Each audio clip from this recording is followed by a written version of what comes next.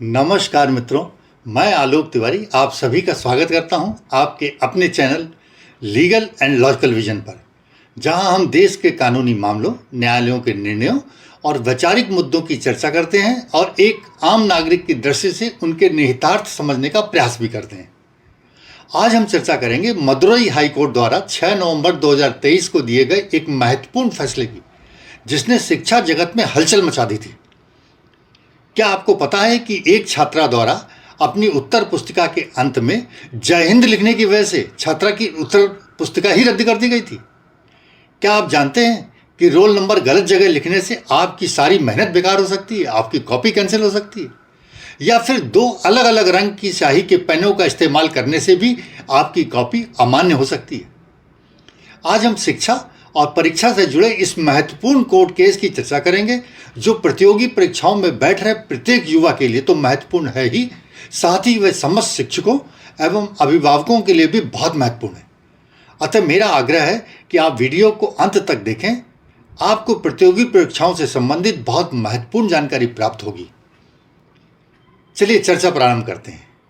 मामला यह था कि कल्पना नाम की एक छात्रा, जो Tamil Nadu public service commission TNPSC की मुख्य परीक्षा दे रही थी, उसके प्रश्न पत्र में प्राकृतिक संसाधनों के महत्व और संरक्षण विषय पर एक निबंध लिखने को कहा गया था।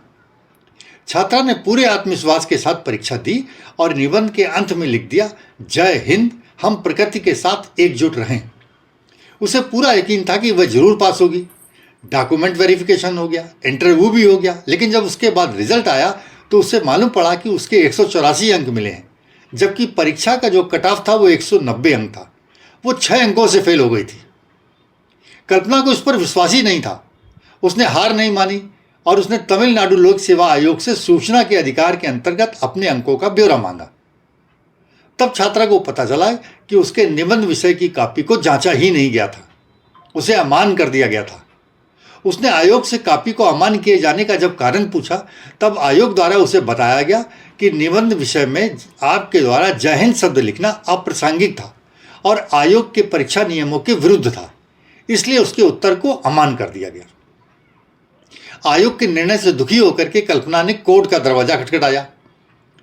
कोर्ट में तमिलनाडु आयोग ने अपना पक्ष रखते हुए कहा कि उसके द्वारा परीक्षा हेतु नियम बनाए गए हैं, जैसे अनुचित टिप्पणी, उम्मीदवारों को अपने उत्तर में अप्रासंगिक नहीं लिखना चाहिए। आयोग के अनुसार उत्तर पुस्तिका में कोई भी ऐसी टिप्पणी जो प्रश्नों या सवालों से असंबंधित हो, चाहे वो देशभक्ति का नारा हो, चाहे वो भगवान का नाम हो, उत्तर पुस्तिका को अमान्य रद्द करने का पर्याप्त आधार बनती है। आयोग ने कोर्ट में तर्क दिया कि ऐसी टिप्पणियां निष्पक्षता को खतरे में डालती हैं और नियमों का पालन सभी के लिए बराबर होना चाहिए। जो भी उम्मीदवार इन निर्देशों के उल्लंघन करने के दोषी पाए जाते हैं, उन्हें अयोग्य घोषित किया जाता है। आयोग के अनुसार छात्रा कल्पना द्वारा लिखा गया वाक्य जय हिंद, हम प्रकृति के साथ एकजुट रहें लिखा गया था, जो प्रश्न से संबंधित नहीं था, अतः उसकी कॉपी जांची नहीं गई, उसे अमान्य कर दिया गया। वहीं कल्पना ने यह दावा किया कि उसके उत्तर के अंत में यह शब्द प्रश्न से संबंधित है और तमिलनाडु लोक सेवा आयोग ने इसे सही अर्थों में न लेकर बिना विचार किए मशीनी तौर से अमान्य घोषित किया है। मदुरई हाईकोर्ट के जस्टिस बट्टू देवानंद ने दोनों पक्षों की दलीलें सुनने के बाद 6 नवंबर 2023 को छात्रा कल्पना के पक्ष में अपना फैसला सुनाते हुए कहा कि जय हिंद शब्द राष्ट्रभक्ति से ओतप्रोत शब्द है। जय हिंद का अर्थ है भारत की जय हो, और इस नारे का सबसे पहला प्रयोग क्रांतिकारी चंपक नारायण जी ने अंग्रेजों के विरुद्ध किया था और बाद में इसी जय हिंद नारे को नेताजी सुभाष चंद्र बोस ने भी आज़ाद हिंद फौज के अपने सिपाहियों के मन में जोश भरने के लिए किया था। इसका प्रयोग लोग अपने जोशीले भाषणों के पश्चात और बच्चे स्कूल की प्रार्थनाओं के बाद भी करते हैं। जस्टिस बट्टू देवानंद जी ने अपने आगे के निर्णय में लिखा कि कोई भी छात्र जब राष्ट्र के प्राकृतिक संसाधनों के महत्व और संरक्षण पर निबंध लिख रहा होगा, वह स्वयं को राष्ट्र से जोड़कर देखेगा। राष्ट्र के प्राकृतिक संसाधनों और उनके प्रयोग से संबंधित विषय पर उसमें देशभक्ति की भावना जागृत ही होगी। साथ ही भविष्य की आने वाली देश की पीढ़ियां जय हिंद, आइए हम सब प्रकृति के साथ मिलकर के रहें लिखना एक स्वतः स्फूर्त देश प्रेम भावना है और इसे किसी भी प्रकार से अनुचित टिप्पणी या विषय से असंबद्ध नहीं कहा जा सकता। अपितु इसे अपने निबंध के समापन पर प्रभावी टिप्पणी के रूप में लिया जाना चाहिए और आयोग को भी इसको ऐसे ही दृष्टि से देखना चाहिए था। अपने फैसले में कोर्ट ने आयोग की कल्पना की कॉपी जांचने और मेरिट के आधार पर नियुक्त देने का भी आदेश दिया। 7 साल की कठिन लड़ाई के बाद कल्पना को न्याय मिला, लेकिन कल्पना का मामला अकेला नहीं है। देश के अलग अलग हिस्सों में ऐसी घटनाएं हुई हैं जहां छोटी छोटी गलतियों ने छात्रों के सपने तोड़ दिए हैं। उदाहरण के लिए 2018 में उत्तर प्रदेश लोक सेवा आयोग यूपीपीएससी की एक परीक्षा में एक छात्र ने अपनी उत्तर पुस्तिका के अंत में लिखा, प्लीज सर मेरी मदद करें, मुझे नौकरी बहुत जरूरी है। उसकी कॉपी को तुरंत अमान कर दिया गया। आयोग ने बाद में बताया कि ऐसी अपील को परीक्षक की भावनाओं को प्रभावित करने की कोशिश माना जाता है, जो नियमों के विरुद्ध है। इसी तरह 2019 में Madhya Pradesh public service commission की परीक्षा में एक उम्मीदवार ने अपने निबंध में सवाल से हटकर भगवान शिव की स्तुति में कुछ श्लोक लिख दिए। उसकी कॉपी भी रद्द कर दी गई क्योंकि आयोग ने इसे भी धार्मिक टिप्पणी और अप्रासंगिक सामग्री माना। छात्र ने आरटीआई दायर की, लेकिन आयोग ने अपने फैसले को सही ठहराया, ये कहते हुए कि उत्तर पुस्तिका में सिर्फ सवाल से जुड़ा जवाब ही लिखा जाना चाहिए।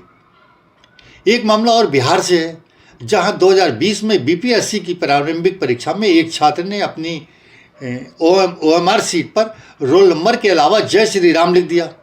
उसकी पूरी ओएमआर सीट ही अमान कर दी गई क्योंकि आयोग ने इसे अनाधिकृत चिन्ह माना। इन सभी मामलों में एक बात सामान्य थी, छात्रों को अपनी गलती का अंदाजा ही नहीं था और उन्हें असफलता का कारण भी स्पष्ट नहीं हो पाया था। दुखद सच्चाई यह है कि यूपीएससी, एसएससी और अन्य प्रतियोगी परीक्षाओं के नियम इतने सख्त हैं कि छोटी छोटी गलतियां भी भारी पड़ सकती हैं। यूपीएससी ने एक आरटीआई जवाब में खुलासा किया कि हर साल सैकड़ों उत्तर पुस्तिकाएं अप्रासंगिक सामग्री, धार्मिक चिन्ह या गलत रोल नंबर की वजह से रद्द होती हैं। ज़्यादातर छात्रों को इसका पता ही नहीं रहता और वे निराश होकर अगली परीक्षा की तैयारी में जुट जाते बिना ये समझे कि उनकी गलती क्या थी।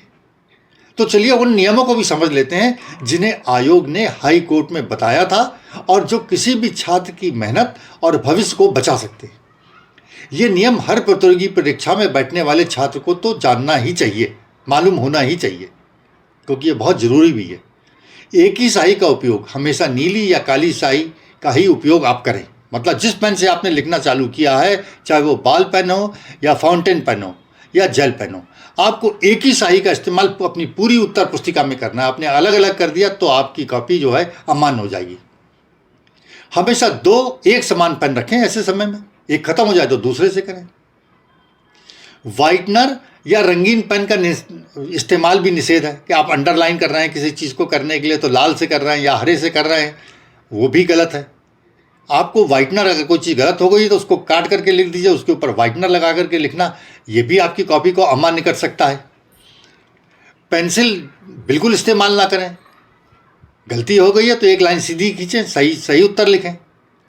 सबसे बड़ी बात है रोल नंबर सही जगह पर लिखें और निर्धारित जगह पर ही लिखें। इसके अलावा ये कॉपी के अंत में या किसी और जगह पर नहीं लिखें, नहीं तो आपकी कॉपी अमान्य हो जाएगी। धार्मिक चिन्ह, ओम गणेशाय नमः, ओम या शिवाय नमः, ये आप बिल्कुल कॉपी में कहीं भी ना लिखें क्योंकि ये जो है बिल्कुल वर्जित है। धार्मिक चिन्ह किसी भी प्रकार का वर्जित है, ये आपकी कॉपी को अमान्य करवा देगा। आपकी कॉपी जांची नहीं जाएगी या आपकी कॉपी रिजेक्ट हो जाएगी। आप अपनी पहचान कहीं ना उजागर करें। आपको जहां आपका नाम लिखना है वहां नाम लिखें, जहां हस्ताक्षर करना है वहां हस्ताक्षर लिखें, जहां फ़ोन नंबर, जहां जो भी लिखना है वो उसी जगह लिखें। उसके अलावा दूसरी जगह बिल्कुल ना कहें, ये आपकी पहचान उजागर करने वाला माना जाएगा। इसके अलावा किसी तरीके का कोई भी अनुरोध आप ना लिखें कि साहब मेरी कॉपी जो है थोड़े अच्छे नंबर से जांच दीजिएगा, मैं इस बार बीमार पड़ गया था। इस तरीके के वाक्य लिखना गैर कानूनी है। आपकी कॉपी बिल्कुल रद्द कर दी जाएगी, कैंसिल कर दी जाएगी। सिर्फ जो भी प्रश्न पूछा गया है उससे जुड़ा हुआ उत्तर ही लिखें। देशभक्ति के नारे, कविताएं या टिप्पणियां भी गलत सामग्री मानी जाती हैं। अगर लिखना जरूरी हो तो सुनिश्चित करें कि वो सवाल से ही जुड़ा हुआ होना चाहिए। विद्यार्थियों की कड़ी मेहनत उनके सपनों की नींव है, अतः सभी परीक्षार्थियों को चाहिए कि वे परीक्षा के निर्देशों को ध्यान से पढ़ें, नियमों का पालन करें और अपने उत्तरों पर भरोसा रखें। अगर आपको लगता है कि आपके साथ गलत हुआ है तो हार ना माने, आरटीआई से अपने अंक मालूम करें, पेपर में आपने क्या भरा है, ये आपका अधिकार है। आप सवाल करें, अपने अधिकार के लिए लड़ें, जैसे कल्पना ने किया और फिर वो जीत गई। सभी शिक्षक गणों से मेरा अनुरोध है कि अपने छात्रों को परीक्षा के इन नियमों के बारे में अवश्य बताएं, जानकारी दें, जिससे उनकी कोई भी छोटी गलती उनके भविष्य को उनसे छीन ना ले। मित्रों, अगर आपको ये जानकारी अच्छी लगी हो तो वीडियो को लाइक करें, शेयर करें और चैनल को सब्सक्राइब भी करें। हम आपसे फिर मिलते हैं एक नए विषय और विमर्श के साथ। तब तक के लिए जय भारत, वंदे मातरम, धन्यवाद।